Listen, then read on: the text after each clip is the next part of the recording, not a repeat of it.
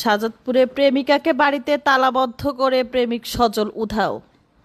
বিস্তারিত জাহিদ হাসানের প্রতিবেদনে।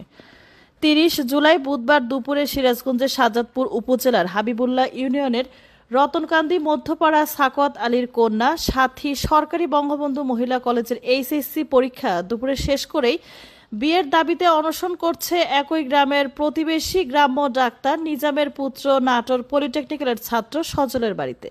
সরজমিনে গিয়ে ভুক্তভোগী প্রেমিকার সাথীর সাথে কথা বলে জানা যায়, গত ৩ বছর ধরে মোবাইল ফোনের মাধ্যমে কথা বলতে বলতে প্রেমের সম্পর্ক গড়ে ওঠে। এক পর্যায়ে বিয়ের প্রতিশ্রুতি দিয়ে বিভিন্ন পার্কে, হোটেলে, এমনকি স্বামী স্ত্রী পরিচয়ে বাসা ভাড়া করে বসবাস করেন। ভুক্তভোগী প্রেমিকা আরও অভিযোগ করেন, ৩০ জুলাই এইচএসসি পরীক্ষা শেষ করে বিয়ের দাবিতে প্রেমিক সজলের বাড়িতে গেলে প্রেমিকা সাথীকে মারধর করে তালাবদ্ধ করে প্রেমিক সজল সহ তার পরিবারের লোকজন বাড়ি থেকে পালিয়ে যায়। আমাকে অনেক জায়গায় ঘুরতে নিয়ে গেছে, গিয়ে আমার সাথে শারীরিক সম্পর্ক করেছে।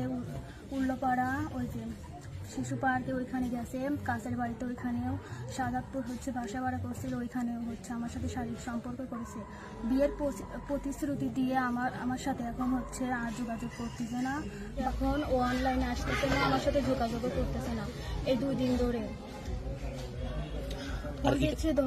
এখানে কখন আইছেন আর আসার পরে কি হয়েছে? আমাকে এখানে রাইখে উনিরা চলে গেছে। কে কে ছিল বা কোথায় গেছে? ছেলের মা, বাবা। ছেলের নাম বলেন। ছেলে সজল আহমেদ, ওর মা, ওর বাবা ছিল। আপনি পরীক্ষা দিচ্ছেন? হ্যাঁ, আমি পরীক্ষা দিচ্ছি। আজকে তো পরীক্ষা ছিল আপনাদের? হ্যাঁ, আমাদের পরীক্ষা ছিল। আপনি পরীক্ষা দিতে যান নাই? হ্যাঁ, গিয়েছিলাম।